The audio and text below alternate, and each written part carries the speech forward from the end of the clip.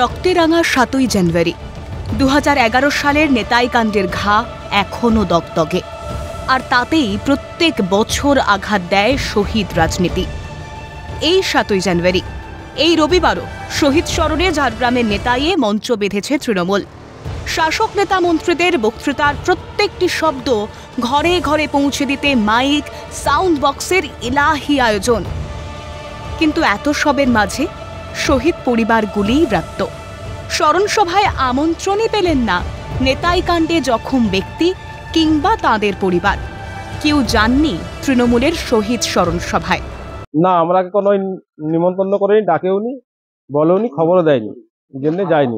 আমার বাবা আহত হয়ে গেল, গুরুতর আহত, কলকাতাতে ছিল 2 মাস ধরে চিকিৎসা হয়েছে, এখনো অসুস্থ। আগের থেকে যেমন অন্য বছর বলতো আগের থেকে মিটিং হতো, আসতে হবে, এই বছর সেসব কিছুই আলোচনাও হয়নি, কোনো কিছুই হয়নি। ২০১১ সালের ৭ই জানুয়ারি দিনটা আমৃত্যু ভুলবে না নেতাইবাসী।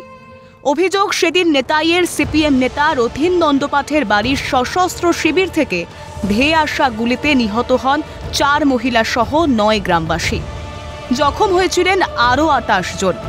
রাজ্যের পালা বদলের পর ২০১১ সালের ৩০শে জানুয়ারি নেতাই গ্রামে তৈরি হয় শহীদ বেদি।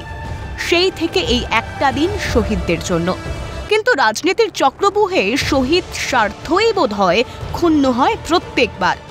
এবছরও স্মরণমঞ্চ আলো করা তৃণমূলের সাংসদ কল্যাণ বন্দ্যোপাধ্যায়, রাজ্য সহসভাপতি জয়প্রকাশ মজুমদার, নেতা বিধায়কদের বক্তৃতায় সমবেদনা খুঁজে পাননি নেতাইবাসী। শহীদ পরিবার খুঁজছেন একটু সহমর্মিতা। নেতাই খুঁজছে বিরোধী দলনেতা শুভেন্দু অধিকারীকে। যাবেন? আমরা এখন যাবনি। কখন যাবেন? আমরা যখন দাদা আসবে দেখি, তখন দেখে যাও, তখন যাবো। দাদা বলতে শুভেন্দু অধিকারী মনের ব্যাপার। আমরা কোনো পার্টি কোনো রং দেখতাম না। হ্যাঁ, আমরা একটা স্বচ্ছভাবে এইখানে কালা দিবস হিসাবে, একটা ঐতিহাসিক দিন হিসাবে আমাদের যে একটা মনের মধ্যে দাগ কেটেছিল, যে এত রক্ত ঝরের বিনিময়ে একটা করেছিলাম, সেই জিনিসটা নাই। হ্যাঁ, আজও সে যখন বলছে আমি কোনো পার্টির রঙে যাচ্ছি না, কোনো রাজনীতির যাচ্ছি না, আমি মানে একজন ব্যক্তি হিসাবে যেভাবে আগেও ছিলাম, এখনো সেইভাবেই আছি, তোমাদের সঙ্গে থাকবো। সেই জন্য আমরা তার সঙ্গেই যাব। ঘোষিত কর্মসূচি অনুযায়ী ঠিক সময়েই নেতায় পৌঁছন শুভেন্দু অধিকারী। উজ্জীবিত নেতাইবাসী। রাজনীতির মোড়ক বাদে সমবেদনার উষ্ণতা খুঁজছে তারা। বিদেশ বেরার রিপোর্ট, ক্যালকাটা নিউজ।